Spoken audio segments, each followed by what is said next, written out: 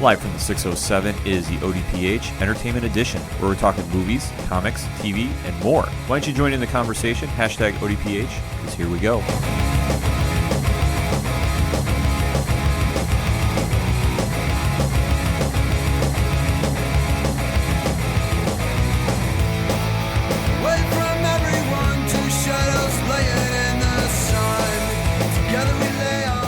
And welcome to another edition of the ODPH Entertainment Edition. I'm your host, Ken M. Sitting across from me this week is Padawan J. Boy, what a week it's been. It has, and it's been such a big week that we had to bring in a guest panelist. Now, you know him from our wrestling recap. You know him as the CEO of Xcite Wrestling, but we're not talking wrestling this week, at least not on paper yet. Give it up for the one, the only, Jonny Moose. Hi, how are you? I like how you say it's a big episode. You got to have the biggest guy in the room. Whitest guy. Not really tall. I'm just... Whitest guy, I guess, makes it bigger. Well, it's a special episode, and we had to bring in a special guest. That's the way I look at it. Oh, I appreciate that. That's what we do here on the ODPH. Hashtag ODPHEE if you're going to join in on social media, because news broke this past Saturday that I don't want to say, you hear, it broke the internet. It shook everything. It shook ripples farther than your traditional entertainment outlets like IGN, Entertainment Weekly. It went far and wide. It went national, which, hearing the news of Patrick Stewart coming back to the role of Jean-Luc Picard to a new Star Trek series, that was very shocking to hear. That was left field, and I know I got the news. I gasped out loud and said, wait, really? Texted you, and you said the same thing. Wait, what? Yeah, I was completely shocked by this. Now, Moose, are you a big Star Trek fan? I am. Yes and no. I watched the Next Generation a lot when I was younger. I haven't watched anything really since. I saw the new movies, but didn't the new movies pretty much retcon all of Star Trek? Isn't that what they did? They went kind of alternate timeline with it in a thing that's called, I guess, and I don't know where the name comes from. This is just a name I've seen referenced online several times. It's the Kelvin timeline. So it's like an alternate universe type thing. It's kind of like what they did with the last Terminator movie, where it took the story you knew, but then different things happened. So alternate universe. Yeah, I get that, but I don't know if I buy it. It's one of those things where they're like, oh, okay, we'll just do this, because we do this stuff. And the problem is, I think the only Star Trek story technically that was still current and still correct was the one with Scott Bakula, right? The that was like the prequel to everything. Yes. So that was really the only story that still is a thing, and that kind of tweaked the Star Trek fans pretty good when they're like, oh, Next Generation doesn't matter, or Deep 6 Nine, or Deep 6 Nine. I don't. Yeah, that's right. It's Deep Space Nine. Deep Space Nine. Yeah. The movies were fine for what they were, but at the same time, it's like, oh, okay, we're just changing everything. But then you go, we're doing a new Patrick Stewart thing, so where does that fall? Well, in this story, from what I've read and I've seen online, there was some speculation the day it was announced that this was going to take place in the J.J. Abrams universe timeline. That is not the case. It seems like this is going to be taking place, from what I've read, after the movie Star Trek Nemesis. Yeah, I've read that too. Yeah, I did see that. It was like, wasn't it supposed to be like 30 years after? Yeah, 30 or like 40. It's going to be decades after Nemesis, which is a good time to bring it back, I guess, if you're going to do the next chapter in Picard's history. I was very shocked to hear this because I figured he had been done with the role for many years now and was just moving on to different projects. Obviously, we know him from Professor X and the X-Men movie franchise. Yep. But to hear him come back, and he wrote a very passionate letter to the fans on his Instagram page about how he's coming back. Yep. And obviously, moving to CBS All Access with the show, this is a huge move for them. And and for the franchise moving forward. Because, we've been talking about Star Wars a lot on here, obviously, because the movies are really kind of been driving the fan base a little crazy lately. But to hear Star Trek, who has just an equal fan base as well, to hear that Picard is stepping back into the role or into a new series, that's just got to be, it's mind blowing. Oh, it is, because I watched bits and pieces of the reruns of the show when it was on TV, because I was born right when it was in its heyday, and I didn't really fully understand what was going on until after it was all said and done. But I watched it and went through the whole series recently. So to hear Picard is coming back is a thrill to me because I literally finished the series within the last 6 months. So and I remember reading some stuff that like it was rumored they were going to be doing something with Picard, be it a movie or TV series. Nobody was quite sure, but it was rumored something was it. So they were kind of leaving it open that like, oh, maybe it's a prequel, maybe it's a when he's growing up. But to hear he's coming back and it's going to be him, that's I'm excited. Yeah, I'm excited about this because this is going to be, I guess, a kickoff of like a whole new Star Trek franchise on CBS All Access. If I read it correctly, they're talking about doing a couple more shows. I was hearing that they're going to do one about the Starfleet Academy. Yep. That they're going to do one that's related to the Wrath of Khan. Like, I don't know if it's a Fallout series after that timeline. And they were also going to do something based on the Klingons. Well, the thing is, you got to think a lot of these guys are trying to find that Netflix market. There's so many streaming sites, and it used to be, oh yeah, you got this show on this, or you got this show, but now these shows are getting Emmys. These shows are getting the kind of ratings that a regular TV show wants. So now they're we got this property, Star Trek. There might be a couple fans that might want to see something. They go to Patrick Stewart and say, hey, you want to come do TV again? No, I don't. All right, but we got this money, and this is what we can do with it, and this is the restraints that we don't have anymore.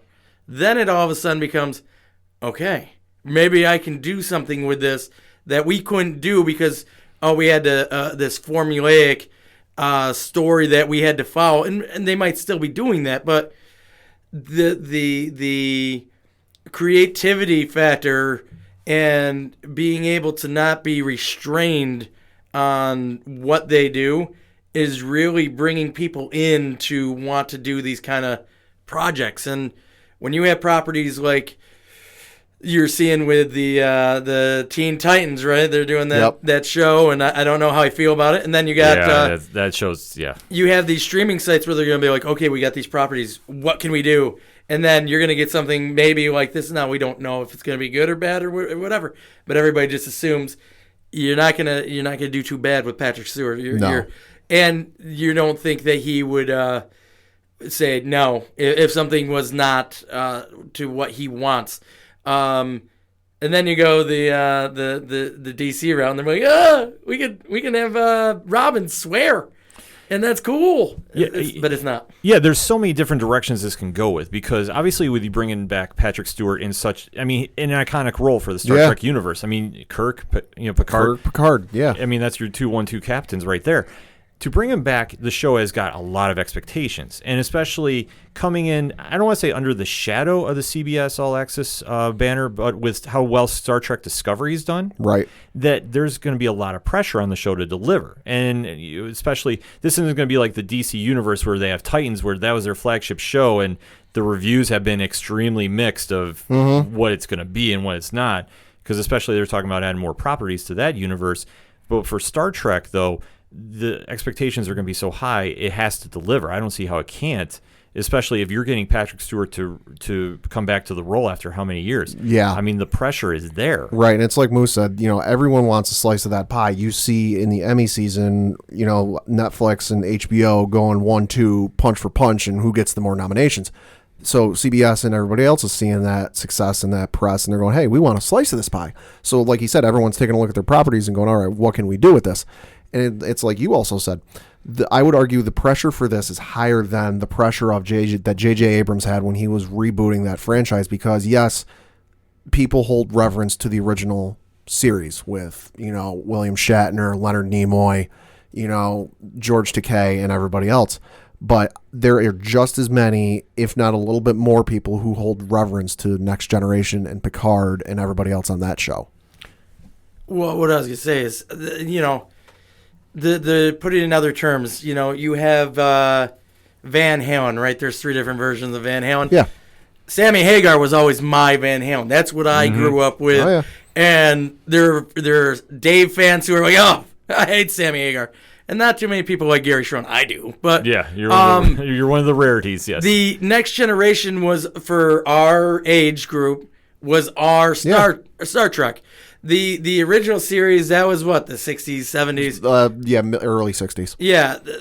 those guys are really old now. They not that that's a bad thing, but the fan base was different. Mm-hmm. And for a lot of people, Next Generation was their Star Trek. So they hold that dear, just like me. I watched it when I was much younger. I haven't watched it much since.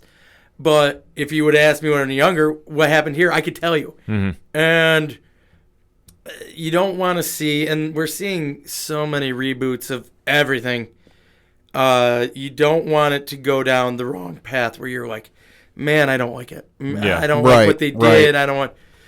With this, they opened up the doors. We don't know what the story is going to be, really. We don't know who's going to be on it. I mean, for the most part, almost all of the cast is still alive and still alive in the universe. Data isn't. I believe Data died in the last one, didn't he? Something like that. They had so. Data's mentally challenged brother who.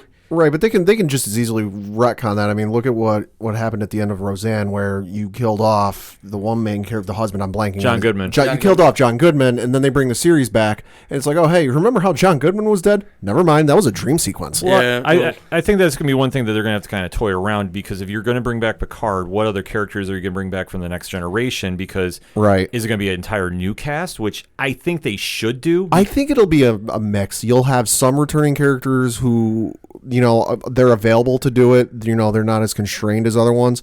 But then the ones that can't always make it in, they'll float in and out when they can. Yeah. Well, I could see them bringing Jonathan Frakes in. That was number one, right? LeVar Burton springs to mind. I can see him being brought in as like a super high up, like probably even higher than Picard might be. Mm-hmm. And he stops in, like, hey, how's things going? Yeah. Does the episode, does whatever, then he's out. Yeah. So he could be the guy that like is in charge of like all the starship designs and like everything engineering as far as Starfleet is concerned. Right. I just see the characters could be in a totally different space that they were during the series, and even with the Data's brother or whatever, however they call androids who have brothers, he could be almost to Data level, because the whole idea was he was like a kid. He didn't learn as Data did. He could be the super smart Data guy. Yeah. There's a lot of different ways they could do the show. I think they know they can't mess around with it too much. No, I think the only one that might be a certainty or more likely to see regular, and this is the only one that in my head, thinking about it off the top of my head as I'm sitting here, would be Will Wheaton, because his character when he was on and off the show was rather younger. So depending on where they go with this in the timeline, you could see Will Wheaton, with Picard hanging out. I think it'd be a smart addition to bring him back on the show. I'll say because he didn't have that long of a run in the show. He was there as a child for a couple seasons, and then he went off because the character went to Academy, and then he made a couple appearances, I believe, in the last season, but he wasn't on there all that regularly. And he's so closely associated with the role. I mean, even for not being on that long. It's like he shared a tweet after it broke online where it was just 100 whatever characters of OMG, OMG, OMG, OMG. Right, because, he even knows. The actors involved in the Star Trek universe know that this is a big deal. So, obviously, for him, I think he'd be a great addition to the show. I'm not sure who else you could want to bring back for maybe like a series regular, but definitely like what Moose was saying about bringing him in just for a guest appearance on one or two episodes. Because especially, that's the flexibility you have with going to a streaming service show. Mm-hmm. That you have a limited amount of episodes, but they're more impactful for the guest stars when they're on. Oh, yeah. So going forward with that, there's going to be a lot of hype behind this. Let us know what you think, though. Hashtag ODPHE. What's your thoughts on the new Star Trek series starring Patrick Stewart? We want to know. We're going to take a quick break. We'll be right back. Hey, this is Rob Kacharik from the band 607, Autopilot Off, and Walking Distance, and you're listening to ODPH. Coming back for segment number 2 on this week's ODPH Entertainment Edition with Johnny Moose in studio. So, John, what was your thoughts on the new trailer that dropped this past weekend for Venom? I liked it. I think after watching the first one, and I think I even messaged you about it, The first one, you watch it and you're like, okay, I don't know if I really like where he says we're Venom or whatever he says at the end of the. That's the big reveal. You finally see him, because you're getting that feeling like, okay, he's beating up one of the main villains. At least that's how it appears, based on the trailer. You look at that and then you say, okay, is he not even going to be really Venom throughout the movie? You see him shooting off the tentacles throughout, and you're like, is it going to be more him exploring what's happening, and then finally at the end, in the third act, somewhere along the line, he finally becomes Venom, and it's not really the Venom that you want to see. You don't get to see the real movie. And part 2 is where you get to see the real Venom movie. Yeah. I think the new trailer that came out, and I don't know if it's the third one or the second one. I think they had an extended first one. You get to see a whole lot of Venom. Yeah, absolutely. I mean, what happened is this past weekend, they released a new trailer of Venom since our last episode, and we finally got a lot of questions answered that we were waiting on, because obviously the first Venom trailer really left a lot to be desired. Right, it gave you a little bit of a taste, but it didn't give you the full idea of what it's going to be like. Right, so this second one came around and answered a lot of questions. It raised a couple that we do have a couple answers for, and we can go into that in a little more detail, because I know the biggest one that I think we've been getting asked about on our social media and such was Carnage in the trailer. No. Carnage is in the movie. Somewhere.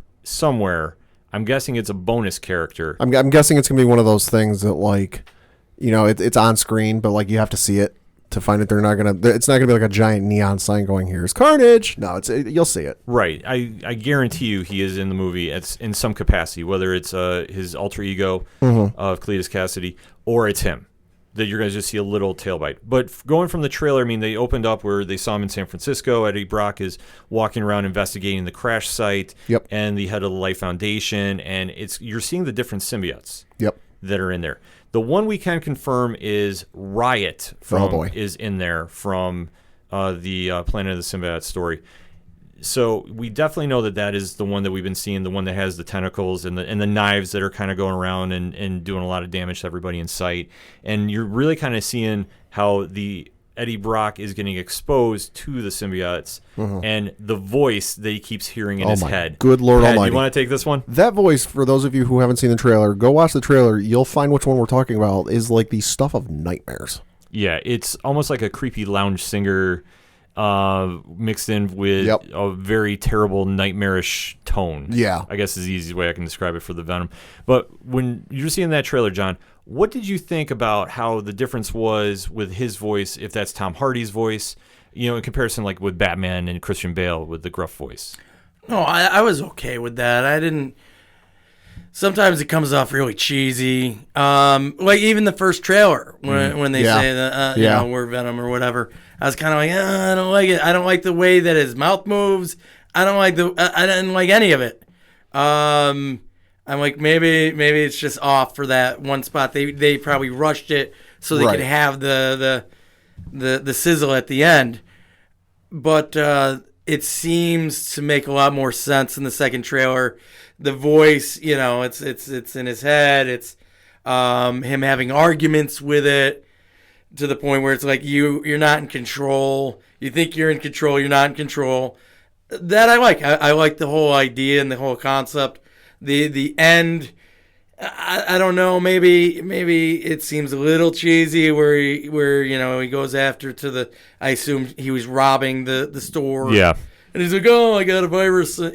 I'm like, okay, that might be a little bit too tongue-in-cheek, and I don't know. We'll see. But with that accent and the way he talks, it just seemed off. But the whole Venom voice, the way they're interacting and things, and the way that Venom talks, and then all of a sudden Tom Hardy talks, and you see his face, half of his face. I like that. I think that's good. I think it comes off as cool, and it comes off as like a real deal, and it's much more okay. We're gonna get a real Venom movie than kind of at the end of the movie. now we have to have the big fight scenes. He becomes Venom. I don't. It doesn't seem like that's the case at all. No, I definitely agree with you on that point. I think that we're going to see the true form of Venom, and you're going to see him being an anti-hero. You're going to see, the complete opposite of what a Spider-Man would be. Because obviously, if you know the origin of Venom, you know how closely he's tied to Spider-Man. There is no Spider-Man that's going to be involved in this film, and you're really going to see how they're going to separate it and kind of make him his own character, per se. He's going to still have the same powers as Spider-Man, I would assume. Yeah. But you're seeing a lot more usage of the symbiote as, using him as a shield to block bullets, as we see in one scene, or he's using him almost as tentacles to grab and slam opponents and, an antagonist. And you're really kind of seeing the struggle for him to, have control, and then he just finally gives in. I mean, at one point he just kind of, sounds more compliant with it. Well, that's the thing. I think I know. I'm pretty sure I said this on the show before. I know I said it to you. I was kind of hoping for this movie would that be. It almost starts off like he has control of the suit, that like he's trying to do good, he's trying to fight crime, he's trying to do this. But as with a symbiotic relationship, they're feeding off of each other. So as he gets stronger, so does the symbiote. And so the symbiote wants one thing, Eddie wants another thing, and ergo, Eddie starts, doing the wrong things because the suit's controlling him, and it's not what he wants to do, and he's fighting it, and finally, like you said, he just gives in. He goes, you know what? Forget it. It's all yours. Yeah, he says some line in the movie to Michelle Williams' character of something like, "It's not as bad as you think," or something about the powers. Really, we can make some stuff happen here.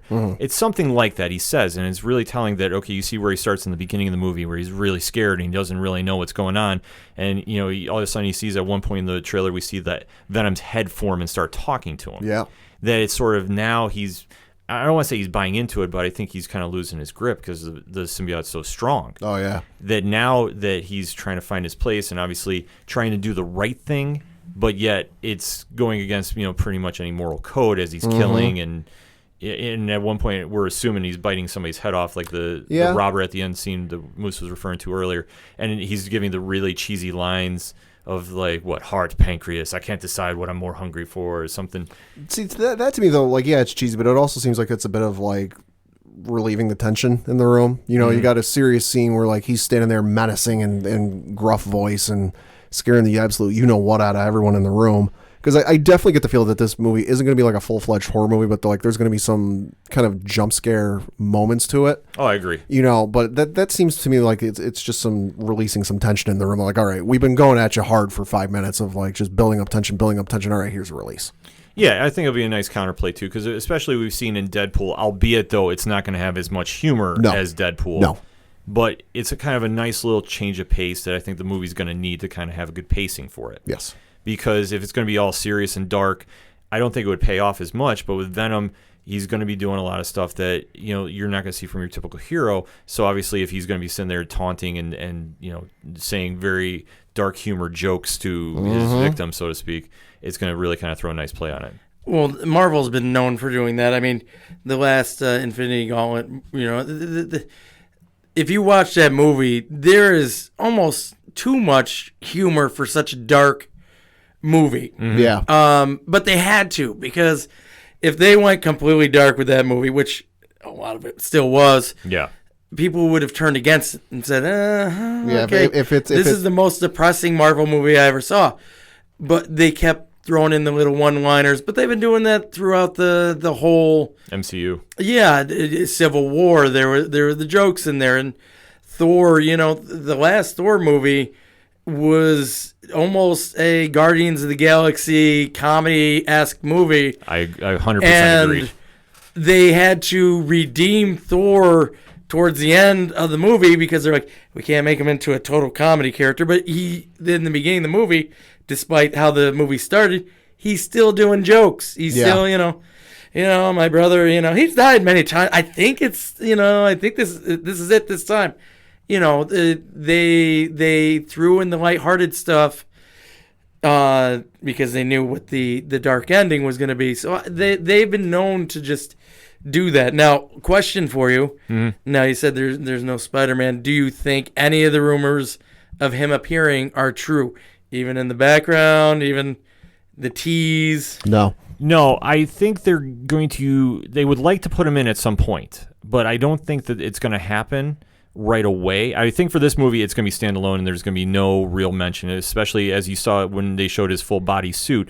They don't have the typical white spider on his costume. You saw the veins, which is a lot more like the Ultimate Spider-Man costume they have. Yeah. I think for this, what Sony is going to try doing is establish that Venom is their property. Like, they do have the joint agreement with Marvel, but this one is going to be kind of based outside the MCU. And we were kind of referencing a couple shows ago that with their casting for Morbius, the living vampire, they do have a couple Spider-Man characters that are not necessarily going to be involved in the MCU, that they might be trying to form their own kind of Venom-verse.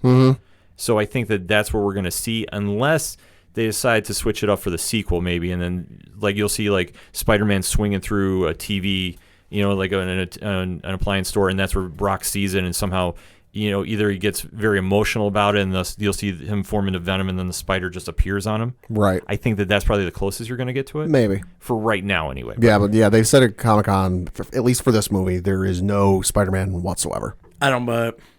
I don't care what they say. Okay. Well, think about it this way. The very first Avengers movie, right? Mm-hmm. Yeah. They had the premiere and went from the premiere to film the post-credit scene. Right. On the day of the premiere of the movie.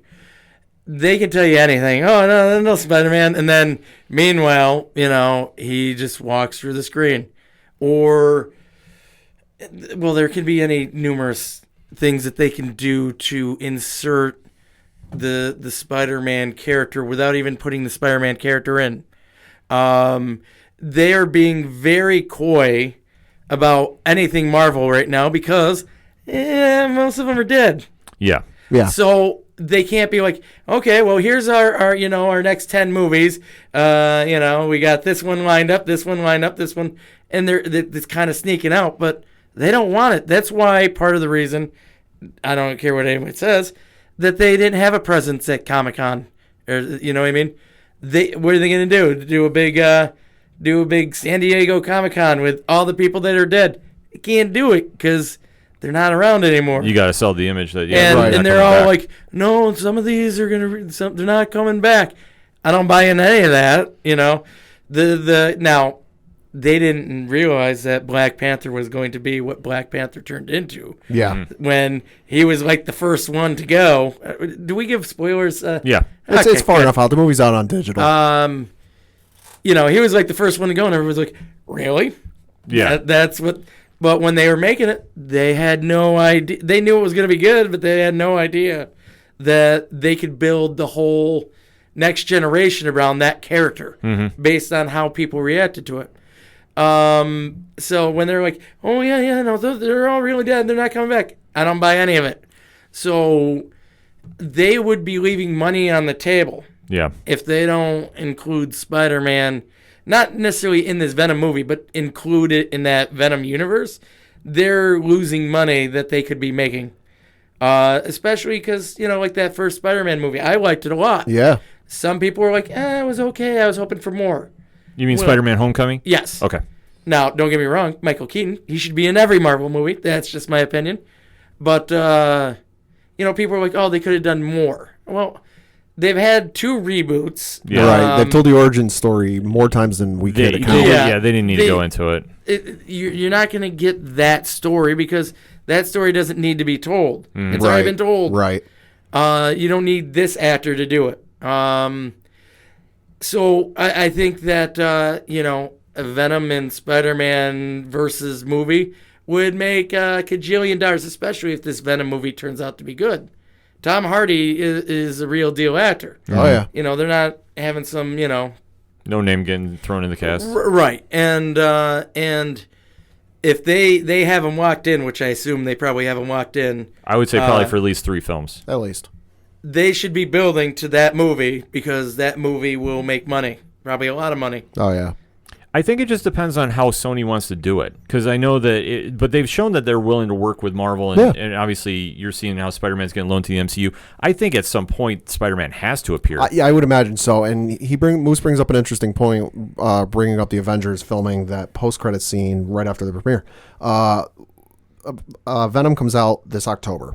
As we sit here recording in August of 2018, they are overseas in London right now filming Spider-Man movie. Right. When there's already news breaking out that a couple characters are getting added to that film. Yep. So we'll give you a spoiler warning if you want to avoid it in 3, 2, 1. It's been announced that Samuel L. Jackson is in Spider-Man Far From Home. As Nick Fury. Yep. And Colby Smulders as... Mariah Hill. Yes. Which, if memory serves me right, in the bonus scene from Avengers Infinity War, Samuel L. Jackson was one of the Thanos snappers, I guess you can call him. Or one of the snapped. Yeah, one of the snapped. So, that being said, you already know that they're going to be reappearing. Right. So, and if you've ever read the Infinity Gauntlet, you kind of have an idea what's going to happen in Avengers 4. Right. One would think. But it would make a lot of sense, though, as we've been talking about in summing up the trailer. The trailer looked great, I thought. Yeah. But I think it definitely, like Moose is saying, I wouldn't doubt a Spider-Man appearance in. I mean, especially in a post-credit. You know, like I say, he somehow is like going by in a TV store and he sees him in the TV and somehow gets, jealous and angry because that's, I mean, obviously if you know the history. Or even if there's like some sort of news report, if this were to take place after Infinity War and there's some sort of news report, nationally because, Spider-Man having fought over in Europe with Captain America and then, fighting in New York with, Thanos' goons showing up, it would make sense to see something like a national broadcast on a news station going, it's been X number of months since we've seen Spider-Man. Where is he? And it's like stock footage of him swinging through the city, and all of a sudden, there's that recognition. I have an idea, and it might be the stupidest idea ever. No, go for it. What if in the post-credit scene, right, you have Holland, right? Tom Holland. Walk up to him, right? Okay. And be like, hey, man, I know what you're going through, and we can get through this. Ooh. And they just end it right there. Because the one of the big complaints is there's no Spider-Man. Spider-Man didn't start the story. It should have been on him first. Then it goes to Brock, right? So what if he walked up to him and like, I've been here. I know what you're doing, and we can get through this. And then it ends. I'll say, and you're just like, whoa. This makes, and then it tells you don't do that story, but where do you go from there? I'll say because this makes sense. That your theory makes sense because this is a pre-established Spider-Man. He's already been Spider-Man for however many months, however many years. So this isn't Peter Parker at his infancy in his fighting career where he may not have run into Venom yet. He could have run into Venom and then lost him or what have you. That could work. Or even let's try one other crazy theory before we wrap up the segment. Where is Spider-Man Far From Home being set? Is it still in New York, or is they're saying Far From Home? Is he traveling? Nobody quite knows yet. So let's say hypothetically he's traveling to San Francisco for a science trip or something. I see where you're going with this. And this. somehow bumps into Eddie Brock. And what if the ending for Spider-Man Far From Home is the symbiote leaves Eddie Brock and jumps on Peter Parker? Mm-hmm. I mean, there's a lot of ways you can go with it. Mm-hmm. If they're smart, they can really do a nice tie-in between the two that we build. Because let's be honest, what DC didn't understand about Marvel is there's something in the build. Mm-hmm. You build. 100% agree. Until you give them the payoff. Everybody thought the payoff was the Avengers. The Avengers wasn't the payoff. You build, and then you get the Infinity War. Now we're getting our payoff. Mm-hmm. The other was just I'm avoiding going to that W word in what I'm talking about here, but you build to a point where you can finally do the payoff, but it's not the payoff. It's the tease till you get to the final payoff, and you're like, oh, that's what I waited 10 years for. I'll say it's how people have been waiting 10 years for Avengers Assemble. Yeah. Yeah, I mean, that's what they could do with this and build it. They don't have to do it. Part 2 doesn't have to be, Venom versus Spider-Man, but they can build to Venom versus Spider-Man. And not to deviate from what we were talking about, but I don't buy that people are going to die seeing how there is a big burly man talking about how he doesn't want his Guardians of the Galaxy 3 script changed. So they got to be coming back with that, too. There's going to be so much involved with how Avengers 4 plays out and the ramifications going into the next phase of Marvel. But overall, though, to tie it back into the Venom, the trailer looked great. Mm-hmm. I got a lot more hype for the trailer going into the movie. And October, when it comes out, I'm definitely going to be in line to see the movie. Yes. Let us know what you think, though, of Venom. #ODPHEE. We're going to take a quick break. We'll be right back. Hey, this is Ken. I'm from the ODPH, reminding you to check out ochoduroparlayhour.com. On our website, you'll find links to our social media accounts on Facebook, Instagram, and Twitter, past episodes, the blogs, and links to the bands that give us the music you hear each and every week on the Ocho Duro Parlay Hour. So check it out, and as always, thank you for listening to the ODPH.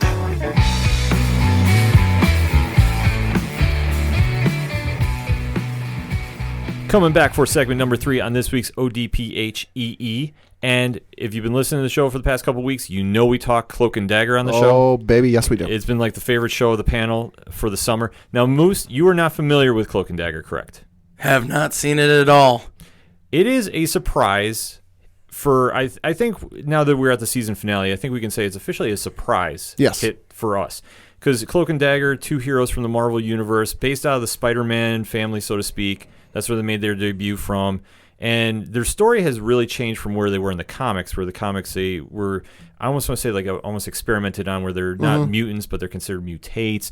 One has the power of the dark force, the other has the power of light, and they're kind of like yin and yang, and they balance out. And they've always kind of been just street-level heroes, not really power players in the MCU by any means.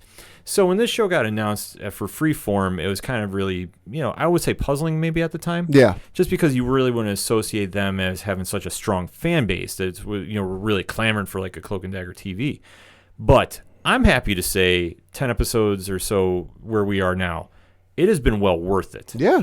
The acting has been top-notch, and the actress who plays Dagger, her name is Olivia Holt, has been crushing it all season because now they've given her so many layers where you see, like in her show, that her father is killed, and that's where she gets powers because she's in a water where there's an oil rig that's giving off, kind of chemical, concoction energy. So she's infected, and you see where she goes from being somebody that has, a bright hope for the future, is now just very torn and very multi-layered. That you see her doing everything from, lashing out by hustling and drugging people and for stealing for money. Yeah.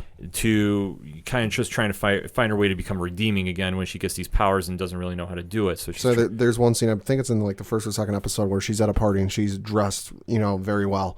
It's a fancy dress party. And she's hitting on this guy, and this guy's really into her, and she takes him up to like a bedroom or something, and she's playing like she's going to sleep with the guy. And then all of a sudden she like knocks him out, and oh, hey, I'm stealing your stuff now. Bye. Yeah, and just to kind of see, because in the comics, they don't really delve too much in their past. I mean, they're runaways, so they're kind of just finding their way around. And like I said, they're more Daredevil universe-based, so to speak. Like, they're very street levels. You don't, like I said, you're not going to see them fighting Thanos by any means. But as the show progresses, you see how her character is really kind of evolved. And same thing with Cloak, played by Aubrey Joseph. And this episode, I know I've been saying all season, he really hasn't had that much to do. It's kind of been like Dagger's been really the standout character of the show. I tell you what, this was Cloak's episode 100%. Yes. Without question. And to go into it, I mean, the whole season has been building up into where the Divine Pairing has to save New Orleans. They're now out of New York in comparison to the comic. They're in New Orleans, and Cloak's brother, he's trying to clear, convict the guy that was killing him, which was a corrupt police officer. And just how their stories are kind of entwined now that we get to the season finale. Pad, before we break it down, what was your thoughts overall on the season finale? I really enjoyed the season finale. It was definitely some of the build-up and, the eventual payoff in the episode was great to see. It was awesome to see Cloak have that moment where he's running from the police. He's teleporting in and out of places, and it's in the middle of Mardi Gras, and the parade's going on, and the girl pulls up in the car, and, hey, get in, and he's about to get in, and then the police show up, and they got the gun pulled on him, and she goes, oh, just teleport, because he's got his cloak on, and he looks up and he pauses and he sees all these people who are staring at him because there's a bunch of cops pointing a gun at a teenager, and he just goes, I can't, because in his infancy of his heroism, if you will, it would be totally understandable to, like, in that spur of the moment, just teleport away, instinct, but he has the wherewithal and he's mature enough to go, I can't. There's too many witnesses. Yeah, he definitely has gone through the most changes, I guess, over the past couple episodes.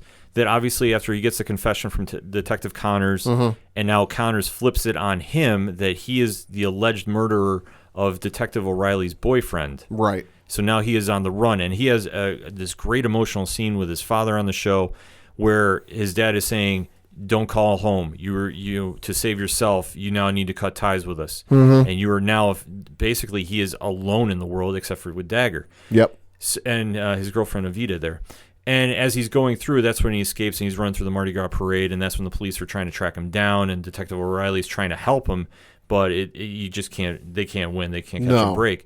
At this point, though, this is where the terrors, as they're getting called on the show, the infected citizens from Roxxon's energy source, are going through the streets and running wild. It's kind of like The Walking Dead. Almost. I had the same exact thought when that was happening because, I think the first one that stands out in my mind bursts into the police station. And, they're having a talk and it walks in, the person walks in almost like, nothing's wrong. Yeah. And then they just see a person, they just go nuts and start running in it. And it reminded me very much of like a zombie movie or The Walking Dead. Yeah, so, there are elements of that in the show, and especially if you're going into Tandy's story where she saves her mom from the assassin from Scarborough and Roxxon, and then she's trying to find Mina to save her, or to get with her, and they're finally going to take down Roxxon once and for all. And boy, I thought she was going to reveal to her mom she had powers in that scene. Yeah, I did too. I was convinced. I'm like, all right, her mom's about to find out. Yeah, and I was very surprised that they didn't do that because I figured, okay, I think Cloak's parents, have an idea. They know something's up. Something's up. They don't officially know what.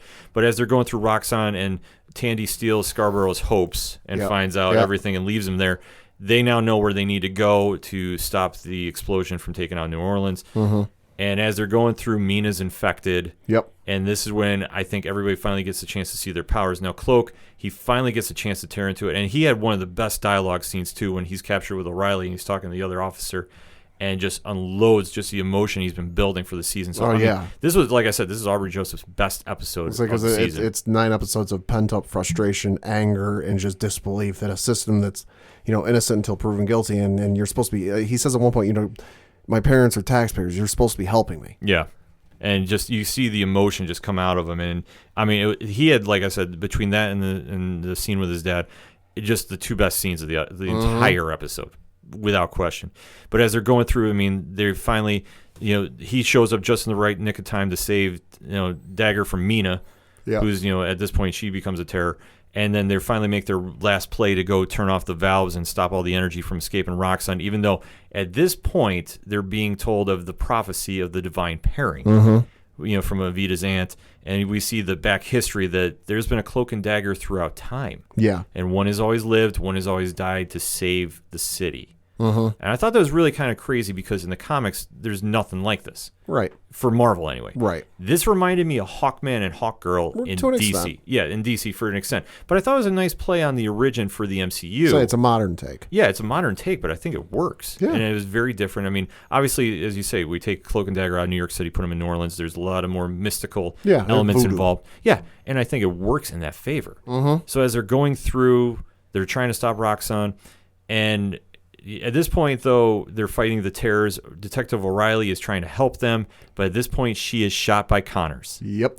And he hits the valve, and as I've been saying all season long, this is where she becomes mayhem. And you see as she gets hit, and then she's shot into the water, presumed dead, that you don't really know what's going on, but if you're a comic fan that you've been reading Cloak and Dagger, you know what she's becoming. As we go back to the story, Cloak decides that he's going to make the ultimate sacrifice to get into the factory there, and Dagger refuses to let him go by himself. Right. That she now has her redeeming moment, so to speak. Because, like I said, this season she's been kind of, teetering on the fence of, frenemy, I guess you could say. Yeah. But as they go through, they finally connect and absorb all the energy out after they realize the valve isn't going to work. Everything kind of, I don't want to say goes back to normal because now Cloak has become the runaway. He has to stay in the church where Tandy was. Tandy moves back home. And the final shot was O'Reilly coming out of the water as Mayhem. Albeit, though, it doesn't do any good because Connors was actually absorbed by Cloak. Right. Which is the first time you've seen that power get used as in the comic. Which it's like a blink and you miss it kind of thing. Yeah, but for me, I was sitting there going like, okay, we're actually going to do this. Yeah. Because Cloak's powers have really not been shown that much on the show. No. It's been kind of really hidden in the background. Maybe you should have done the 1, 2, 3 spoiler alert before you went into this segment. Now I know everything that happened. I figured we'd save you the time. We've been talking spoilers on every episode. So. Now I know she becomes this super evil villain guy. man. When you see the end shot, it's pretty obvious what's going to happen. Oh yeah, and especially they released the promo art at San Diego Comic-Con before, and they spoiled everybody. But it works in that sense, though. I think overall it was a great episode. The only thing, I thought they borrowed from the show Supernatural a little bit with the amount of Kansas they were playing. Yeah, which I'm okay with. I wasn't, I'm not hating on it. It was just kind of like. This is just kind of like how Supernatural always plays Kansas song at the end, and they were doing "Come Sail Away," and but it worked in their favor. I mean, I think, like we said, Cloak and Dagger overall has been a nice surprise for the MCU TV universe, and I'm waiting to see what they do for season 2. Obviously, we know Mayhem's going to be involved. I would like to see maybe a tie-in to the Netflix show as they established this year, that there is a connection to Luke Cage and Misty Knight. Right, and they did reference the Netflix shows and the MCU at large towards the end of the episode when they mentioned Tony Stark and Danny Rand. Yeah, so they're definitely cementing maybe some blueprints for next season. Yeah. And it would be cool to see maybe a cameo from somebody in some capacitation. But let us know what you think overall. Cloak and Dagger I thought was a hit. Pad, you thought the same thing? Oh, absolutely. Let us know what you think. Hashtag ODPHEE. We're going to take a quick break. Come back with those one-shots. You are listening to the Ocho Duro Parlay Hour. Hey, this is the King of Lyle, Luke Visengard, Gladius 205 champion, and you're listening to the ODPH.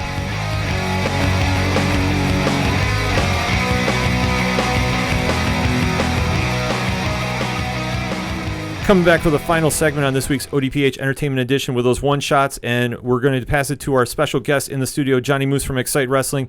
Now, John wants to talk about something. We're giving him the mic, so let it rip. Well, listen, I thoroughly thank you for not having to talk about wrestling for 2 hours. I appreciate it to no end. But with that said, so Batista, pro wrestling superstar, came out this week and has been very, very critical. We're not going to talk wrestling, by the way, of Disney. Mm-hmm. And I know you guys have talked about it in the past a little bit, but he pretty much, I think this latest letter, latest rant or tweet or whatever it might have been, more or less said, hey, if they dump the Guardians of the Galaxy 3 script, regardless of the fact that they're probably going to replace the director, if they dump the script too, he's out. Mm-hmm. He wants out, which is incredible when you think about it because of how much money he'd probably be giving up to try to get out of this contract. And let's be honest, outside of Guardians of the Galaxy, I mean, I think he was in a James Bond movie, but he was like a secondary character, right? He was the villain. I mean, the thing for those who don't know what the James Bond movies is, you have your overall villain, your mastermind behind the plot. I'll use the Austin Powers for reference for, it's a little more recent for people. You have your Dr. Evils, the guy who runs the show, but then there's always, a henchman behind the scenes. The muscle, the odd jobs, the Jaws, what have you. But so, yeah, Batista was the odd job or Jaws in the last film, Spectre. So you got that, and then he just did the Sylvester Stallone prison movie Breakout or whatever it was called. And I mean, I think that was almost like a direct-to-video kind of thing. He's not. He has more movies coming out and different things like that, but he's still not one of those. He's not The Rock who can call his shots. Right. So for him to be like, yeah, I don't want to be part of this $1 trillion Disney company and the $1 Marvel series, and my guess is he's already filmed whatever he was going to film for the next Avengers movie. Avengers 4 has been filmed. Yeah, so they filmed it back to back with Infinity War. Now the only thing is they do have pickup shots or reshoots that are either starting this week or within the next couple of weeks. So either he is, well, who knows? He could be the reason why everything comes to an end in the fourth movie, and maybe he was going to have a big role in the third Guardians of the Galaxy movie to begin with, because there's been many endings to that series, and one of them was that his character was in like a infinite killing machine with Thanos, where they're constantly killing each other, and that's Drax's story has always kind of been, it's gone through different phases, to say the least. So who knows what's going on there, but for him to be like, oh, I don't want to be a part of this if is James Gunn, right? That's his name? Yes. Yeah. Isn't going to be part of it, and I'm really not going to be part of it if you get rid of James Gunn's script. Now, here's the thing. Disney's in a very rough spot, and I don't know if you talked about it at all, but the fact of the matter is they have set precedent here. Mm-hmm.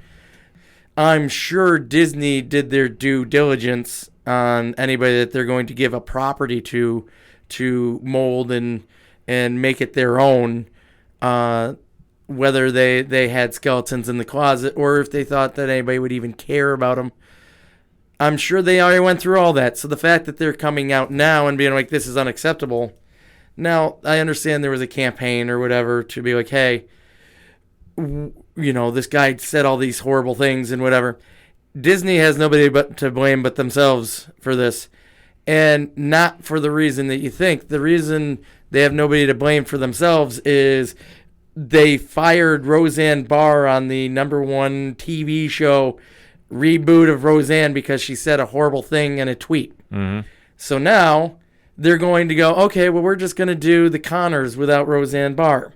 We're not bringing her back. We don't care. We don't care that she apologized. We don't care about any of that. Mm-hmm. Now they've set a precedent, and now it allows anybody that has free time to go back and look at all the people that are company people for Disney and say, okay, well, what did this guy say?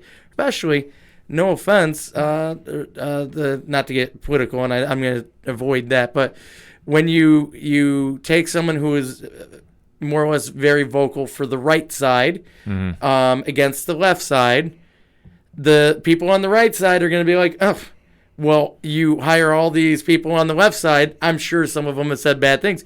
Then they go through and find all these things that the people said, and they're like, well, you hired this guy, and you're allowing him to run this billion-dollar organization. Why aren't you punishing them? Why are you only punishing this person on this side? And Disney did this to themselves, because now they go, okay, if they go, okay, we're gonna bring them back. Why are they running the Connors without Roseanne Barr? That's a very interesting point. And then they go, okay, well, we can't have that. We got to get rid of them. They get rid of them. And now the whole property is coming back and saying, no, you're not allowed to get rid of this guy. We don't want to do this movie without this guy. They've really, really mucked this up horribly. And this is the problem, and to look at a broader subject, the problem with the social media and the world we're in now, you can't say anything that somebody's not going to find offending. You look at comedy guys, comedians. I love like the Richard Pryors and Sam Kinnisons, and I watched a documentary on Robin Williams. Mm-hmm. You cannot do what they did today and get away with it. You can't make jokes like that. People go after you.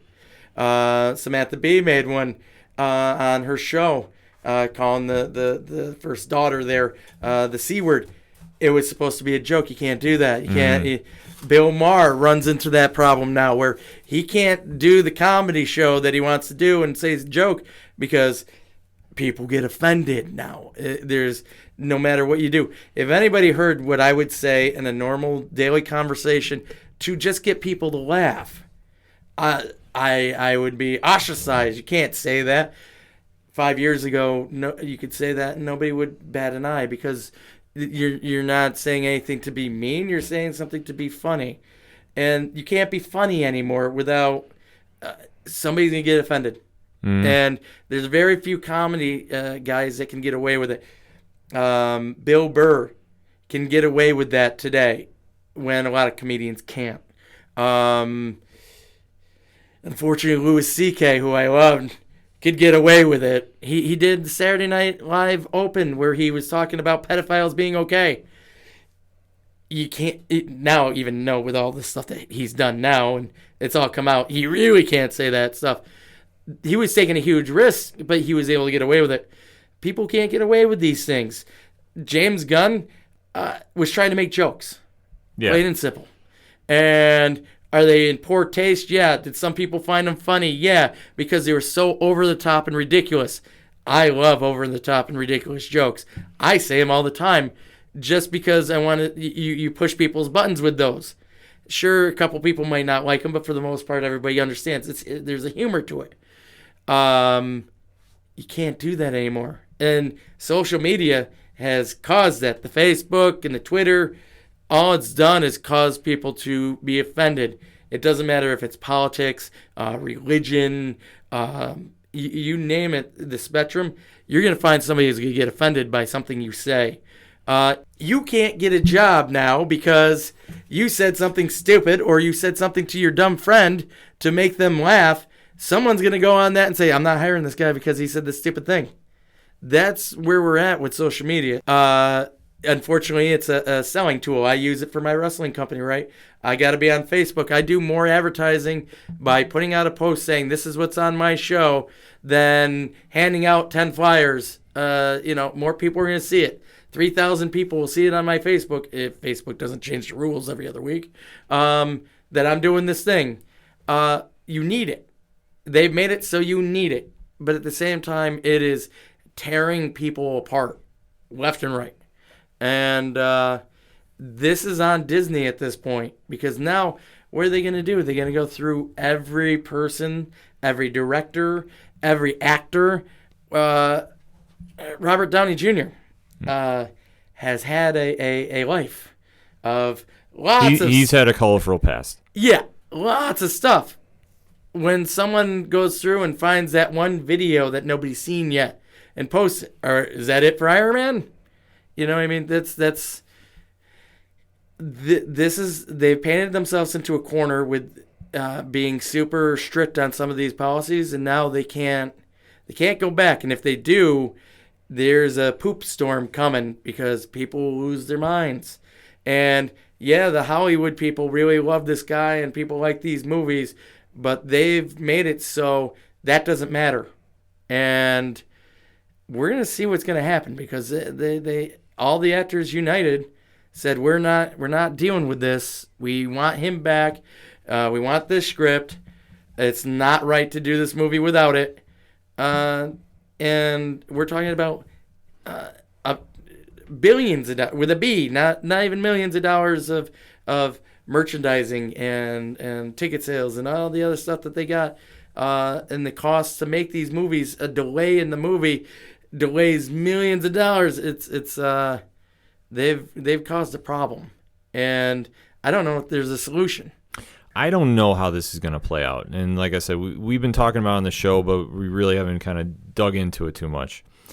But it's going to be interesting to see because, like you said, there is a precedent that is now set. And to see how this all falls out is going to be, your stat quo for, these kind of situations moving forward. I'll say from my, if you want to call it insider knowledge, the stuff I've read, to the best of my knowledge, in terms of the script itself, Gunn submitted the first draft of the script a couple months ago before this all came out. So to the best of my knowledge, there's a first draft of the movie. Now, for anyone who knows the Hollywood filmmaking process, scripts go through a lot of drafts. They go through a lot of rewrites. This is famous with Star Wars. This is famous with, you can just go through the history of movies and find rewrites and stuff done. So what they do with the script is to be determined. Getting to the whole Batista thing, the way I kind of look at it is that's a guy sticking with somebody who gave him his first real shot. You go and you look at his IMDb page, prior to Guardians of the Galaxy, it's a lot of WWE stuff. It's a lot of wrestling stuff, an occasional WWE movie. But like the first big, major, commercially successful thing he was in was Guardians of the Galaxy. So the way I kind of look at it is that's a guy sticking with somebody who gave him a shot where a lot of people could have been looking at it and going, yeah, here's another guy trying to be like The Rock and trying to be another crossover successful movie guy. Why should we give him a shot? He's never really done anything big or been, anything successful. The track record's not there. Hey, why don't we give this guy a shot? Yeah, I understand why he's loyal to this guy. He probably made him a lot of money too. Let's put it in perspective, right? What was his bread and butter? His bread and butter was wrestling. Yeah. Mm-hmm. He went to the WWE and said, hey, guys, came back with a little run, said, hey, guys, I got this movie coming out. It should be coming out right around SummerSlam. Let's really do something. We'll do something really cool to build to a SummerSlam match. And you can really synergize with this Guardians of the Galaxy movie. And you know what? Triple H and Vince McMahon are like, We don't even know if it's going to be any good. We don't know if anybody's going to care. That's what he was coming from going into this movie. Yeah. And then, of course, we know what happened with the movie. Right. So, yeah, I get why he would be like, I want this guy. This guy, gave me, my family, whatever, security for life. He probably already had it. But I get all that loyalty. And he is a rare bird that would be like, I'll give up all this stuff. But he didn't, not to go back to wrestling, he did in WWE. WWE had a cherry deal, especially after he came back after making movies or whatever. And he's like, I don't like what you guys are doing, and I'm not going to do it. He could have made a lot of money working wrestling shows. And he's like, I don't want to do it if it's going to be bad. And he, to his conviction, he left. I don't think he's been back. No, I don't think he has. So he's one of those guys where he says, well, I'm going to do something. He will do it. Now, he also said, I'm contracted and obligated to do this movie.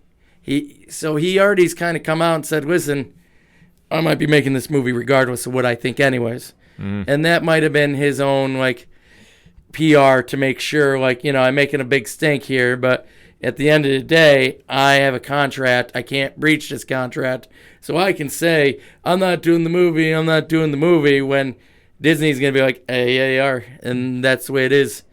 And it's just going to be interesting to watch how this all finally plays out. Right now it's kind of the reactionary stage that, Batista's been very vocal about his support for James Gunn, and I fully get it. I fully understand it. And you know what? I have no issue with that. But when it comes time to actually get down to the movie and whatever is going to be the direction, whether they do bring James Gunn back or they don't, we don't know yet. As of right now, it's been said no, but until they start filming, who knows what could happen in between. But like we said, there's precedent has been set.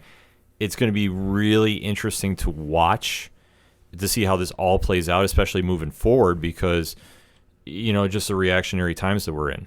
So with that being said, we're going to keep an eye on the situation and, see when they start filming Guardians 3, what's going to be the situation. Are they going to push it back? Are they going to keep on the schedule? Is a new director, same script? There's going to be so many questions that are going to get answered when they finally say, this is the start of production date. And then that's going to answer a lot of questions. Pat, what you got for your one-shots? Well, again, talking comics, because Marvel continues to kill it with their comics. Of course, they came out with Infinity War #1 this past week, which was the follow-up to the Infinity War Prime story they did. This one, you finally found out who Requiem was. Okay. It was Gamora. That's what I kind of thought. It was either her or Nebula. It's going to be. Yep. So, of course, it's revealed to be Gamora. All the holders of the Infinity Stones are on Earth saying, hey, we got to protect these. We got to form the Infinity Watch. We really got to take care of this. But of course, everyone's a little nervous. Hey, we're getting all the Infinity Stones together. There's a certain someone. Of course, they don't know what's happened. There's a certain someone who's going to come looking for these now. And so there shows up Requiem. Well, basically says, you don't got to worry about Thanos anymore, and chucks his head in front of him. And this person just killed Thanos. And then it's revealed to be Gamora. And of course, then because Star-Lord is there, because some of the Guardians members are holders of one of the Infinity Stones, it gets revealed. He's like, hey, hold on. Let's not get too crazy on her.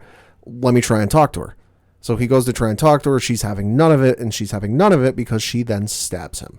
Now, whether he's dead or not, yet to be seen, because the end panel does not give any definitive he's dead or he's simply mortally wounded. We'll have to wait for the next issue. Other thing came out, a little bit of Star Wars news. It's come out that the Jon Favreau Star Wars TV show that he is working on will be getting a $100 million budget. What? Yeah, $100 million with a big old capital M. Now, supposedly it's being rumored, again, till it comes from Lucasfilm, take it with a grain of salt. It's being rumored that the series will be about the Mandalorians, aka, the folk Boba Fett is a part of. Yes. And it's them dealing with everything after the Empire falls post Return of the Jedi. So it's something different, something new, something that really hasn't been touched on before. It's been hinted at, but something new. I'm all for it. I'm definitely excited to see it. Anytime you can cast Boba Fett in Star Wars, I'm there. Yes. I'm there first day. Oh, of course you are. Yeah. So you've already sold me, but it's just crazy. With that kind of budget going for that movie, and you've talked in the past too about the Lord of the Rings. Uh-huh. A lot of stuff's coming for television, which is great to see. Yes. But I tell you what, man, those budgets keep rising. It's astronomical just to even think about. Oh yeah, how much it's costing to do a show. Now let me ask you this, because you guys watch movies, you guys are more into. One of these days, I'll go to the opening movie with you, and I'll enjoy it. You got an open thoroughly. invite to join us. So $100 million for Star Wars property, right? Mm-hmm. Now, the rumors, I don't know if it's still true, were that they were putting all the side stories on hold after the Solo movie did just okay. Now, is it smart to just unload all this money into what would be another side project to the Star Wars story? Is this because you're looking at something that until it airs, until you get that rating, you could have made $100 million poor investment. Right. So is it smart to spend that much money, or are you just really, really, really hoping it's good?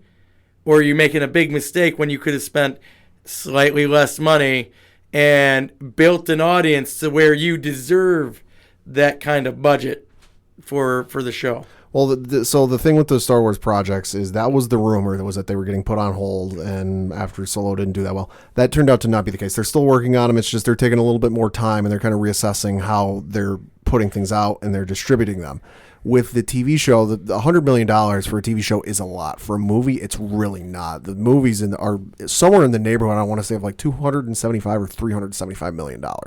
So in comparison to movies, it's really not all that much. And plus, the other thing with this TV series, this isn't going to be going on ABC. This isn't going to be going on traditional TV. This is going to be going on the Disney streaming service when this launches late next year. So regardless of how this does ratings-wise, because I guarantee you, Disney is going to do this much like Netflix does, where Netflix, you really don't hear how they don't really put out ratings or how many people are watching, unless it does monster numbers. I think Disney's going to go the same way. You're not going to hear how many people are watching, the Star Wars show, the Marvel show, the Disney show. You're just going to hear, it got renewed for season 2. This is its last season. Yeah, but I think that's such a gamble. I know. Oh, it is. The Disney properties are, usually it's hard for them to fail.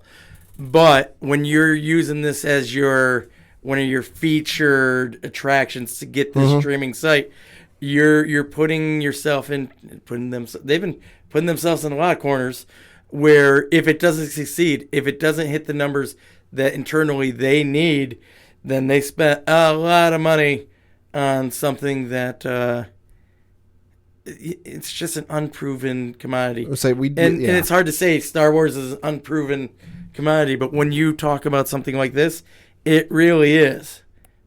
We really don't know that much about the streaming service. Like I've said before, and I'll say it again, they want to do this streaming service well and make it an absolute killing.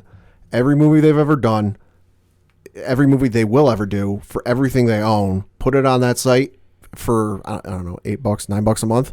Boom, you made your cash back then, there, and then some. And plus, especially with Netflix, Marvel has taken their movies, I believe, off Netflix. Yeah, they're taking the last one they're going to have on there is Ant-Man and the Wasp, and then after that, that's it. Yeah, they're going to be moving theirs to the streaming service too. So they're going to have so much going on that streaming service. It's going to be a great deal in theory. Plus, if you think about it, if they do every movie they've ever done for Disney, all the stuff, the properties they've owned, Marvel, Lucasfilm.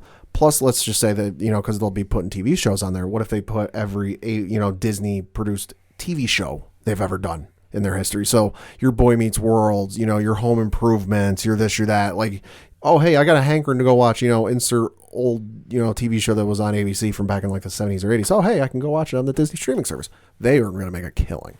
It's going to be something to see, but I completely understand the point. I mean, with Star Wars, after Solo came out, I think they did do some restructuring a little bit, but with the TV show, I think they got a lot of potential, especially if you're going to go into some new character territory they haven't gone in before. I'm all for it. Oh, yeah.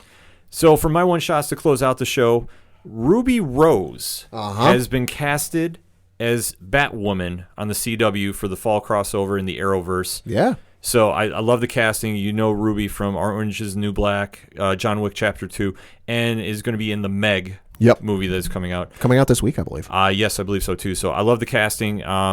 when they have not announced what the storyline is going to be for Batwoman, but yeah, and I'm interested to see how they bring her into this, because as we talked about last season on the Arrowverse shows, they reference the big three a few more times than to just be a fun, casual name drop. Yeah, so I don't know. Especially when Legends of Tomorrow, they went to Themyscira. Yeah, they've been teetering around the Trinity of the DCU, so it'll be interesting to see if they actually put him on the show. Yeah.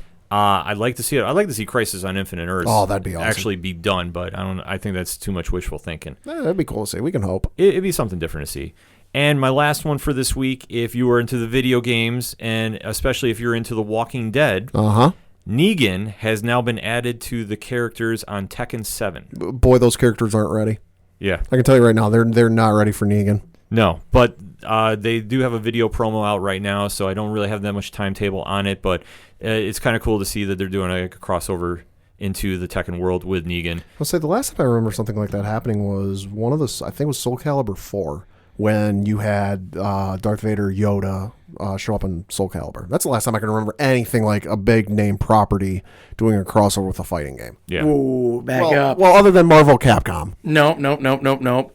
You're forgetting about Mortal Kombat starting to put all the horror film guys. Oh, that's right. They had Jason. They had Freddy. Michael Myers.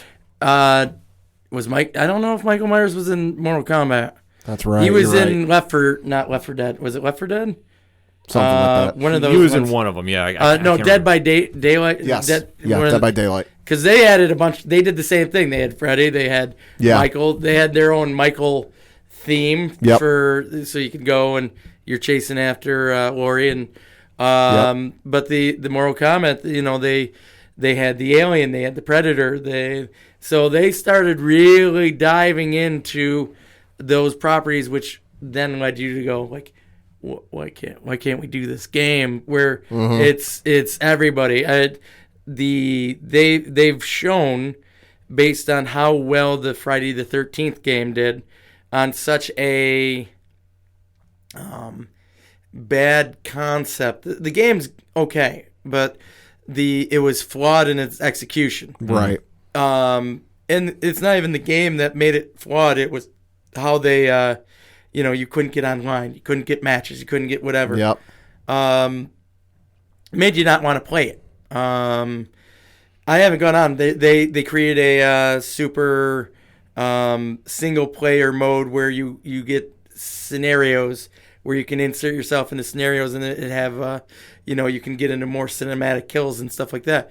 The game itself is great. It's just it was poorly executed, but it was done really independent based on crowdfunding. Right. And I give them a pass. A lot of people don't give them a pass, but there's obviously a market for that horror film genre game to be really done well. Mm-hmm. This is probably the closest we've come to something like that. But just think about a game with Michael and Freddy and Jason. So you could do something like a Super Smash Brothers, where it's every horror movie villain character fighting in a brawl type scenario. I really think that's what they were hoping would happen with these Mortal Kombat crossovers. I mean, they did a Mortal Kombat DC crossover game too. Yep. Which really put Mortal Kombat in a weird spot, because you couldn't get a situation where Superman could have his head ripped off. There wasn't the traditional Mortal Kombat. Well, that's why they've been Injustice 2, because that's where Sub-Zero and Raiden are in. Yeah. So it's kind of you have to be careful with the properties, but a game like that with the horror film people, I mean, you could do whatever you wanted because that's what those characters would do. Whether it makes any sense, that's another story. But if we're not going to get the movies that everybody wanted with Freddy and Jason 2, which I really wished happened. Yeah. Anything with Halloween, new Halloween movie coming out that looks really good. It would be a really great idea. Doing a horror film themed version of this. That'd be a great idea. Funny you should mention that. I'm just saying. I'm just throwing it out there. I know it wasn't my idea. I'm taking credit like it was, but it was not my idea. But yeah. We could go in long form on this kind of thing. I like the idea.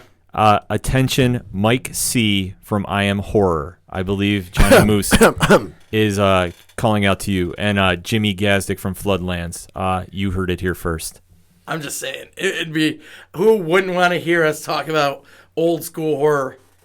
And, of course, who would win in a fight between Jason, Freddy, Michael Myers? Oh, boy.